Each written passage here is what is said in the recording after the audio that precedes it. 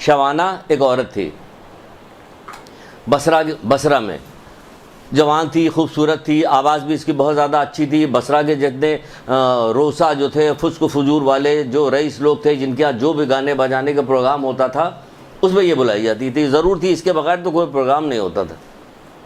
یہ تاریخی واقعہ ہے، ملا احمد نراقی کی کتاب عروج سعادت اس میں تک موجود ہے۔ سمجھے کہ اتنی واقعہ اس طرح کے مختلف لوگوں نے اپنی الگ الگ لکھی ہے۔ ہم نے اس کو کسی دوسری کتاب سے لیا ہے، لیکن جس کتاب سے بھی اٹھایا ہے انہوں نے اس کا حوالہ دیا تھا عروج سعادت کا۔ یہ ایک دفعہ بصرہ کی گلیوں سے جا رہی تھی اپنی بہت ساری سہیلیوں کے ساتھ، کیونکہ سب کے ساتھ جایا کرتی تھی نا جب کسی کوئی پروگرام ہوتا تھا۔ ایک گھر سے بہت زیادہ بلند رونے کی آوازیں آ رہی تھی، بہت سارے لوگ جیسے رو رہے تھے۔ یہ رکی اور رکنے کے بعد اپنی ایک سہیلی سے کہا جا کے دیکھو تو یہاں کیا ہو رہا ہے۔ وہ اندر گئی اور یہ انتظار کرتے رہے، آئی نہیں ہو۔ پھر دوسرے سے کہا کہ آخر یہ کہاں چلی گئی جو نہیں آ رہی، جا کے تم دیکھو۔ وہ گئی، وہ بھی رہ گئی۔ 3 سہیلیاں اس کی ایسی ہی رہ گئی۔ آخر میں وہ خود پہنچی وہاں پہ کہ دیکھیں یہاں پہ کیا ہو رہا ہے۔ جب وہاں پہ پہنچی تو دیکھا کہ ایک واعظ کر رہا تھا،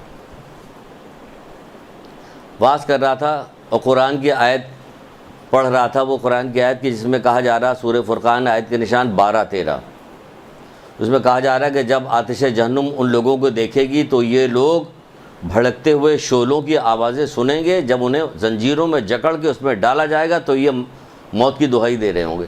یہ اس نے سنا، سننے کے بعد اس نے غور کیا، اور غور کرنے کے بعد وہ اتنی زور سے چیخی اور کہنے لگے، اے واعظ، میں بھی گناہ گار ہوں، سیاہ کار ہوں، کیا میرے گناہ معاف ہو سکتے ہیں؟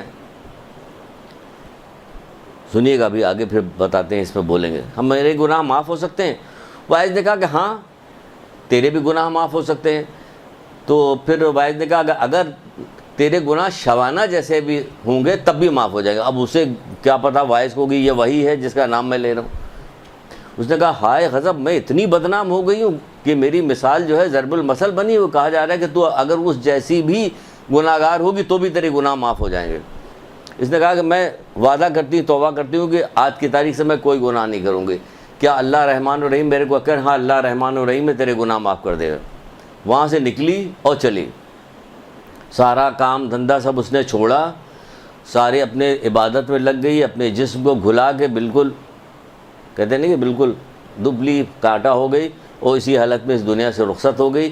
یہ تھی توبہ کرنے والی۔ قرآن کی ایک آیت سن کے آپ کو 3 کروڑ دفعہ بتایا جا چکا بہت ساری چیزیں کہ جھوٹ نہ بولنا، غیبت نہ کرنا، بے پردگی مانا چیز لکھی ہوئی ہے، یہ برے ماں باپ سے برا سلوک نہ کرو، رشتہ داروں سے برا سلوک نہ کرو۔ قرآن کی آیتیں پڑھی جائے، ہم پڑھ کے سنا کے ہو سکتا ہے کہ جو سنانے والا وہی بے حال ہو کے ختم ہو جائے، دبلا ہو کے کاٹا ہو کے ختم ہو جائے، سننے والے پہ کوئی اثر نہیں ہوا۔